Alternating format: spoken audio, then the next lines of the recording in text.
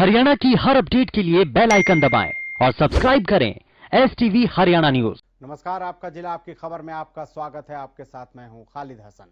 जम्मू में G23 कांग्रेसी नेताओं के गांधी टोपी की जगह भगवा टोपी पहनने पर गृह मंत्री अनिल विज ने तंज कसा है। उन्होंने कहा कि अच्छा लगता है। विज ने कहा कि ये क्या चाहते हैं ये सारी दुनिया जानना चाहती है। इस दौरान उन्होंने राहुल गांधी पर भी निशाना साधा।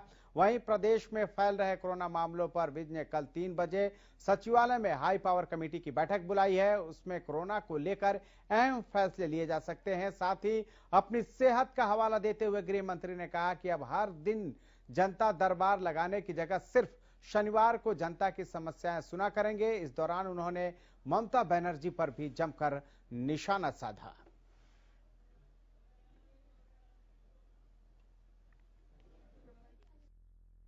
कश्मीर में कांग्रेस के असंतुष्ट नेता जो G23 के नाम से जाने जाते हैं वो इकट्ठा हुए हैं और उन्होंने वहां पर गांधी टोपी उतारकर भगवा पगड़ी पहन ली है।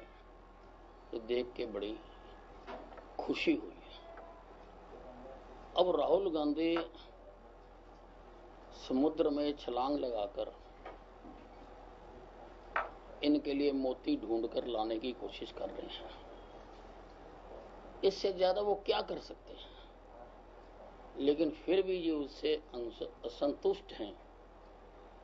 ये क्या चाहते हैं ये सारी दुनिया जानना चाहती है। हाई लेवल मीटिंग कल मैंने बुलाई है दफ्तर में 3 बजे। उसमें सारे पर विचार भी किया जाएगा और इनके उपायों के बारे में और क्या प्रतिबंध लगाने हैं उसके बारे में भी सोचा जाए। पहले हम रोज लोगों की समस्याएं सुनते थे, परंतु अब स्वस्थ होने के कारण ये तय किया है कि केवल शनिवार को PWD रेस्ट हाउस में वजह से समस्याएं सुना करेंगे, क्योंकि बाकी दिन मैंने भी अपना कुछ ट्रीटमेंट करवाना होता। रविवार को सिरसा में इनेलो नेता अभय चौटाला ने बीजेपी जेजेपी सरकार पर जमकर निशाना साधा। उन्होंने कहा कि अपनी जन विरोधी नीतियों के कारण दोनों नेता बाजार में सब्जी खरीदने भी नहीं जा सकते, क्योंकि उन्हें हर गली कूचे पर विरोध का सामना करना पड़ता है। उधर बीजेपी प्रदेश अध्यक्ष ओपी धनखड़ पर गंभीर आरोप लगाते हुए अभय चौटाला ने कहा कि 5 साल कृषि मंत्री रहते हुए धनखड़ ने पशु मेलों से करोड़ों रुपए के घोटाले किए। साथ ही धनखड़ के महंगाई के बयान पर उन्होंने सवाल उठाते हुए कहा कि बीजेपी जब से सत्ता में आई है अपने महंगाई के वादे को भूल गई है। इसके साथ ही डिप्टी सीएम पर बोलते हुए उन्होंने कहा कि दुष्यंत चौटाला ने ताऊ देवीलाल की नीतियों को बेचने का काम किया है।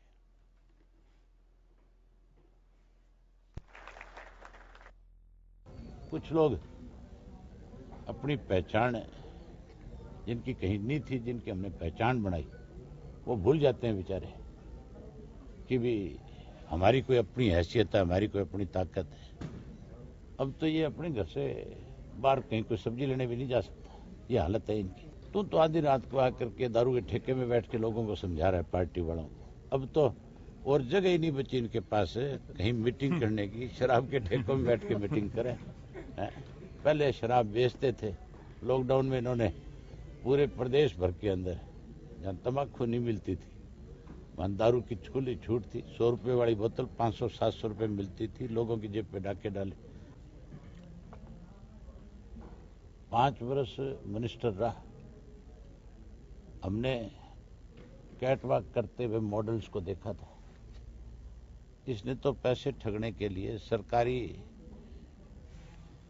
पैसे पे डाका डालने के लिए पशुओं की कैटवॉक कराई थी। मेले लगाता था, मेलों के नाम पे पैसे खाता था।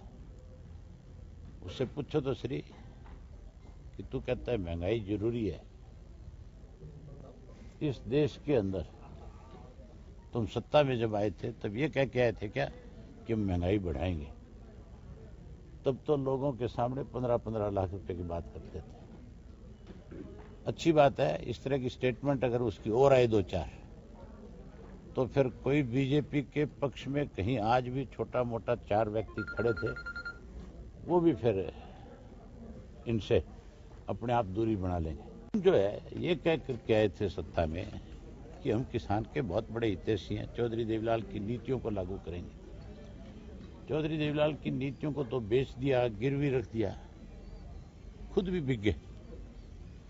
और आज बेचारों की ये हालत है कि अगर अपने घर में भी आते हैं तो चोर दरवाजों से घर में घुसते हैं।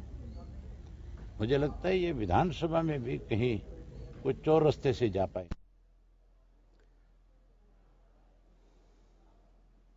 उधर सांसद दीपेंद्र हुड्डा सोनीपत में कई कार्यक्रमों में शिरकत करने पहुंचे। राई हलके के गांव हलालपुर में ग्राम पंचायत के कार्यक्रम में दीपेंद्र हुड्डा ने कहा कि 3 महीने से भी ज्यादा समय से किसान सड़कों पर बैठे हैं, लेकिन सरकार जिद करके बैठी हुई है। दीपेंद्र हुड्डा ने कहा कि बीजेपी सरकार आत्मनिर्भरता के नाम पर जनता के प्रति अपनी जिम्मेदारियों को भूलकर प्राइवेट कंपनियों के पोषण में लगी हुई है। जो सरकार खुद ही आत्मनिर्भर नहीं है, वो खेती को क्या आत्मनिर्भर बनाएगी।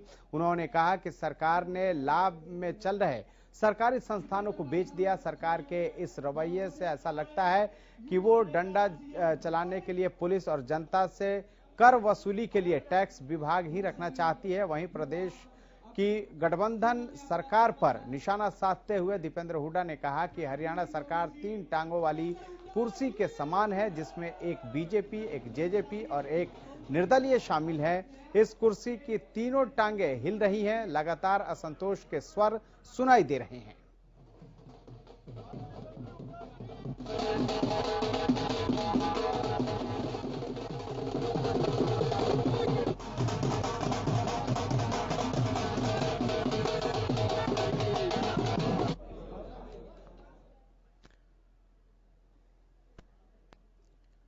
कृषि कानूनों के खिलाफ किसानों का विरोध प्रदर्शन थमने का नाम नहीं ले रहा है। किसान लगातार विधायकों और मंत्रियों का विरोध कर रहे हैं। सरकार के मंत्री के विरोध का ताजा मामला सिरसा से सामने आया है, जहां भूमड़ शाह चौक पर जमकर प्रदर्शन किया गया। इस दौरान उन्होंने बिजली मंत्री रणजीत सिंह का पुतला फूंका। किसानों का कहना है कि बिजली मंत्री रणजीत सिंह सिरसा से आते हैं तो हमें बताया नहीं जाता, हमसे जानकारियां नहीं दी जाती, इसलिए रणजीत सिंह का पुतला फूंका है। जबकि इससे पहले देर रात शिक्षा मंत्री कंवरपाल गुर्जर को काले झंडे दिखाए गए थे।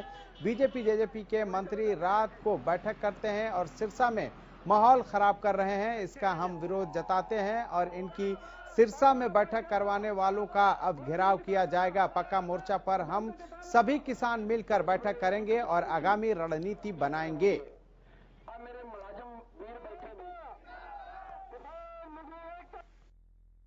ਸਾਨੂੰ ਪਤਾ ਲੱਗਿਆ 24 ਸਾਹਿਬ ਕੋਠੀ ਤੇ ਆਏ ਨਾ, ਤਾਂ ਅਸੀਂ ਇੱਕ ਤਾਂ ਰਾਤ ਦੇ ਪ੍ਰੋਗਰਾਮ ਬਾਰੇ ਸਾਡਾ ਬੜਾ ਰੋਸ ਸੀਗਾ ਵੀ ਰਾਤ ਸਾਨੂੰ ਹੈਰਾਨ ਕੀਤਾ ਗਿਆ। ਉਹਦੇ ਰੋਸ ਵਜੋਂ ਅਸੀਂ ਅੱਜ ਇੱਥੇ 24 ਸਾਹਿਬ ਦਾ ਪੁਤਲਾ ਫੂਕਣ ਆਏ ਆ ਵੀ ਜਿਹੜੇ ਸਰਕਾਰ ਦੇ ਤੁਸੀਂ ਕੰਮ ਹੈ ਰਾਤ ਵਾਲੇ ਮੀਟਿੰਗਾਂ ਜਾਂ ਤੁਹਾਡੀਆਂ ਕਾਨਫਰੰਸਾਂ ਇਹਨਾਂ ਨੂੰ ਬੰਦ ਕਰੋ, ਲੋਕਾਂ ਨੂੰ ਹੈਰਾਨ ਨਾ ਕਰੋ। ਕਿਉਂਕਿ ਜ਼ਿਮੀਂਦਾਰ ਦਿਨੇ ਧਰਨਿਆਂ ਤੇ ਬਹਿੰਦੇ, ਰਾਤ ਨੂੰ ਫੇਰ ਉੱਠ ਕੇ ਉਹਨਾਂ ਨੂੰ ਇਹਨਾਂ ਦਾ ਪਿੱਟ ਸਿਆਪਾ ਕਰਨ ਆਉਣਾ ਪੈਂਦਾ, ਤਾਂ ਜਨਤਾ ਬੜੀ ਦੁਖੀ ਹੈ। ਤਾਂ ਉਸ ਦੇ ਰੋਸ ਵਜੋਂ ਅਸੀਂ ਅੱਜ ਇੱਥੇ ਇਹਨਾਂ ਦਾ ਪੁਤਲਾ ਫੂਕਣ ਵਾਸਤੇ ਆਏ ਸੀਗੇ। ਜਿਹੜੇ ਇੱਥੇ ਇਹਨਾਂ ਦੇ ਬੀਜੇਪੀ ਦੇ ਚਮਚੇ ਨੇ, ਉਹਨਾਂ ਬਾਰੇ ਅਸੀਂ ਰਣਨੀਤੀ ਬਣਾਵਾਂਗੇ ਵੀ ਉਹਨਾਂ ਨੇ ਸੱਤ ਕੇ ਪ੍ਰੋਗਰਾਮ ਕਰਾਉਂਦੇ ਨੇ।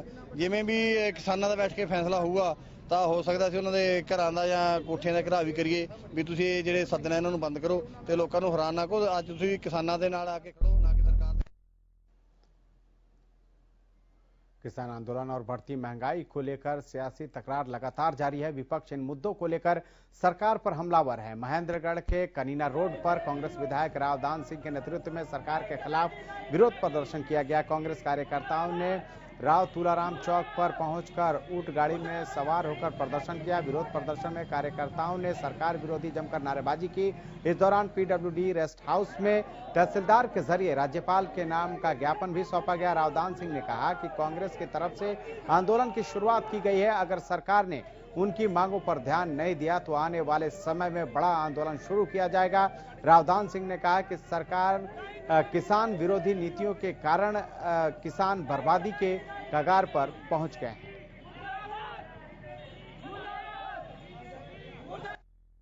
पहला प्रदर्शन तो इस बात का था महंगाई के विरोध में कि इन्होंने डीजल पेट्रोल के भाव कहां से कहां चले गए हैं और सरकार बिल्कुल इस पर कोई संज्ञान नहीं ले रही है। बल्कि आज सुबह भी उन्होंने 25 पैसे डीजल और 15 पैसे पेट्रोल बढ़ा दिया है। इसी तरह से बिजली के बिलों को भी बढ़ा दिया है इन्होंने खाद के भाव बढ़ा दिए हैं और वजन घटा दिया है। यानी एक एक चीज ऐसी जो किसान के काम आने वाली चीज है उसका इन्होंने भाव बढ़ा दिया है। एक तरफ से तो हम किसान को अन्नदाता कहते हैं, दूसरी तरफ से किसान की परेशानियों को सरकार सुनना नहीं चाहती। उसके विरोध में आज ये एक जन आंदोलन की शुरुआत थी, जो यहाँ पर सारे लोगों ने मिलकर के कहा है कि या तो सरकार हमारी बात सुने, वरना ये सरकार के खिलाफ यहाँ का किसान जो पूरे देश के अंदर आंदोलनरत है वो किसान का आंदोलन और भी आगे बढ़ जाएगा। दूसरा ये था कि किसान आंदोलन को चलते हुए आज 90 दिन से ज्यादा हो चुके हैं और सरकार को चाहिए कि वक्त रहते हुए उसके ऊपर इसका विचार करे और उसका समाधान ढूंढ करके इस समाधान को तीनों काले कानूनों को वापस ले, तभी जाकर के इस देश के किसान की परवरिश की जा सकती है। हम सारे लोगों ने यहाँ मिल करके एक ये आज पहले आंदोलन के तौर पे ये ज्ञापन दिया है हमने गवर्नर महोदय को कि आप यहाँ सरकार को कहें कि जो सरकार ने कानून किसान विरोधी कानून बनाए हैं उनको वापस लें और महंगाई जो दिन प्रतिदिन बढ़ती जा रही है उसको वापस करें। कृषि कानूनों के विरोध में नरवाना के बदवाला टोल प्लाजा पर किसानों का धरना लगातार जारी है। कृषि कानूनों के विरोध में रविवार को महिलाओं और लड़कियों ने स्कूटी रैली निकाली। रैली में सैकड़ों की संख्या में महिलाओं और लड़कियों ने पूरे जोश और किसान मजदूर एकता के नारे के साथ स्कूटी रैली निकाली। ये रैली नरवाना के बदवाला टोल प्लाजा पर चल रहे धरने से शुरू होकर टोल प्लाजा पर ही समाप्त हुई। स्कूटी रैली के दौरान महिलाओं और लड़कियों में काफी जोश देखने को मिला। स्कूटी रैली का उद्देश्य शहर वासियों को जागरूक करना था, जिसमें शहरवासियों ने इस रैली के दौरान किसान एकता के नारे लगाए।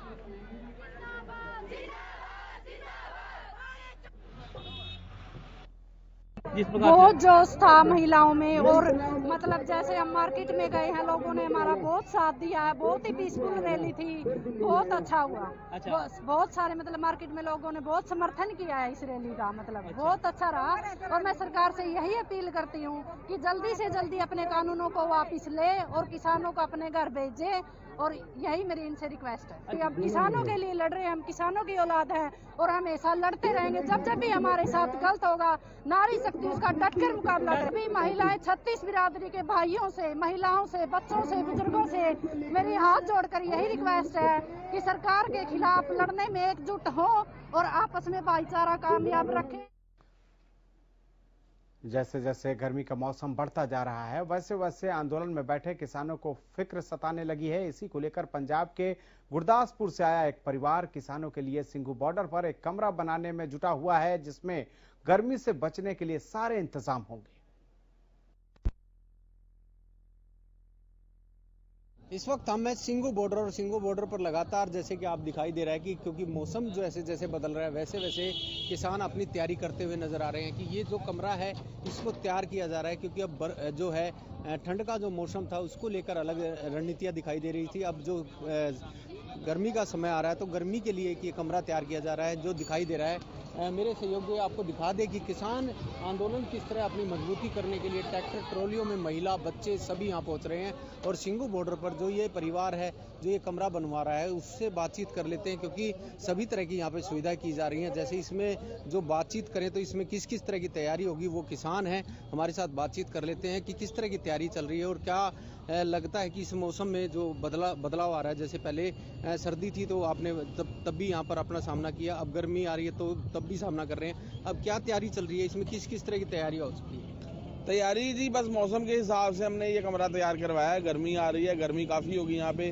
दिल्ली में गर्मी सबसे ज़्यादा होती है, तो उसी के हिसाब से हमने कमरा तैयार करवाया है। तो फैसिलिटीज इसमें सारी रखेंगे, अपने रहने के लिए एसी लगवा लेंगे, फ्रिज रखेंगे, साथ में लाइट के लिए जनरेटर का प्रबंध रखेंगे बैकअप के लिए, अगर लाइट चली जाती है तो जनरेटर चला लेंगे। तो वो सारी फैसिलिटीज इसमें रखेंगे हम यहाँ। तो जितना समय लगेगा इसमें 6 महीने लगे, साल लगे, 2 साल लगे, यहाँ बैठे रहेंगे जब तक कानून रद्द नहीं होते, वापस नहीं जाएंगे। कमरा कितना बड़ा बनाया जा रहा है, जिसमें कितने परिवार रह सकते हैं, किस तरह के व्यक्ति रह सकते हैं? ये कमरा जो है हमारा, इसमें अंदर 10 लोगों का प्रबंध होगा, 10 बेड लगाएंगे इसके अंदर। बाहर ये बरांडा बनेगा, इसमें भी कूलर वगैरह लगाएंगे, इसके आगे एक और बरांडा बनाएंगे अभी। तो ये सारा कमरा है जो इसमें हम 15-20 लोग रह सकते हैं आराम से। आपका परिषद मौजूद है, उनसे भी बातचीत कर लेते हैं। किस तरह की तैयारी है जी, अगली रणनीति क्या है? और जैसे आप महिला हैं तो क्या तैयारियां हैं महिलाओं की? यही है कि हम लोग यहाँ पे आए हुए हैं, यहाँ पे इतनी गर्मी में रुके हुए हैं और कमरे की तैयारी कर रहे हैं रहने के लिए, कि हमें यहीं पे रहना है जब तक कानून रद्द नहीं होते हैं। ठीक, हाँ जी। देखिए यहाँ पर जैसे सभी ने बताया कि सभी तरह के जैसे मौसमों का सामना कर लेते हैं। अब गर्मी का समय है तो गर्मी की जो तैयारी की जा रही है, ये कमरा बनाया जा रहा है जिसमें करीब 10 बेड लगाए जाएंगे और यहाँ पर सभी तरह की सुविधाएं की जाएंगी। महिला बच्चे इसमें रुक सकेंगे, ऐसी सुविधाएं बनाई जा रही हैं क्योंकि मौसम जैसे जैसे बदल रहा है वैसे वैसे किसान अपनी तैयारी करते हुए नजर आ रहे हैं। Lajpat Singhu border, Haryana news. किसान आंदोलन को रविवार को 95 दिन पूरे हो गए। 95 दिनों से ये आंदोलन दिल्ली की सरहदों पर जोरों शोरों से चल रहा है। उधर इन सब के बीच टिकरी बॉर्डर पर जेल से जमानत पर आए किसानों का स्वागत किया गया। इन किसानों को 26 जनवरी के हिंसा के दौरान गिरफ्तार किया गया था। इस दौरान रिहा हुए सभी किसानों को हरा पटका पहनाकर उनका सम्मान भी किया गया। वहीं प्रदर्शन के दौरान किसानों ने अपनी बात को फिर से दोहराते हुए कहा कि जब तक कृषि कानून वापस नहीं होंगे वो अपना संघर्ष जारी रखेंगे।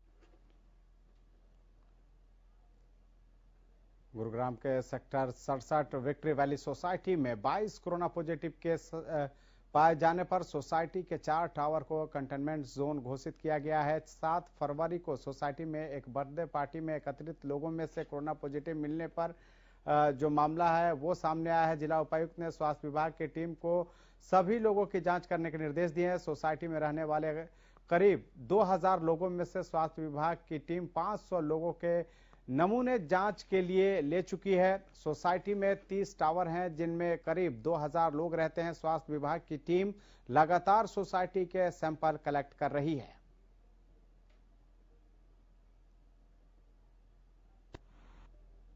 इंक्रीज रहा, लेकिन गुड़गांव में अभी भी पिछले उन्हीं 10 दिनों में 25 से 35 के बीच में ही केसेज आ रहे हैं।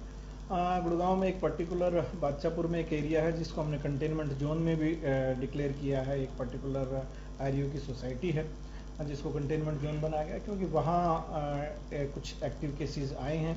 उनकी संख्या तकरीबन 19 के आसपास है। और अदरवाइज गुड़गांव में अगर मैं कहूँ तो अभी भी जो एक्टिव केसेस हैं टोटल वो 272 हैं और लेस देन 300 चल रहे हैं पिछले 10 दिनों में लगातार। और अभी भी हम टेस्टिंग जो है गुड़गांव में 3000 या 3000 से ज़्यादा कर रहे हैं। जो पहले हम तकरीबन 2500 के आसपास आए थे। अभी भी हमारी पॉजिटिविटी, जो प्रेजेंट पॉजिटिविटी की अगर मैं बात करूं कोविड केसेस की, वो 1% से कम है। हरियाणा में ज्वेलर्सों पर बढ़ रही लूटमार की घटनाओं से परेशान ज्वेलर्स एसोसिएशन के पदाधिकारियों ने गृह मंत्री अनिल विज से मुलाकात की और सुरक्षा की गुहार लगाई है। साथ ही घटनाओं में शामिल बदमाशों को जल्द से जल्द पकड़ने की मांग की गई है। ज्वेलर्स ने बताया कि प्रदेश के कई इलाकों में ज्वेलर्स के साथ लूट की घटना होने के बाद शातिर अपराधी फरार हो जाते हैं।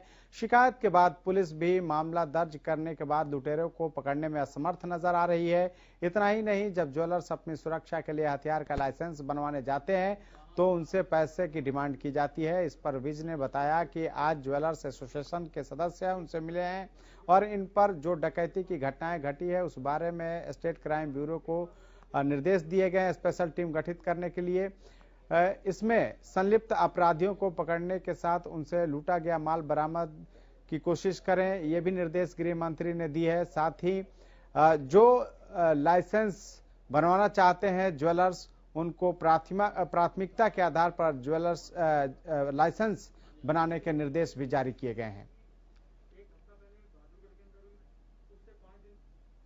एक आसान सा टारगेट नजर आता है सुनार सराफा व्यापारी, जो कि अपने साथ बहुत सी पूंजी, आप मान के चलिए कि एक छोटा सा 10 ग्राम सोना आज की डेट में हमारा 50,000 रुपये का, तो उसके चलते जो है वो बड़ा इजीली सॉफ्ट टारगेट लगता है कि लोगों को गए और अपना बंदूक दिखा के और किसी भी तरह की वारदात को अंजाम दे दिया।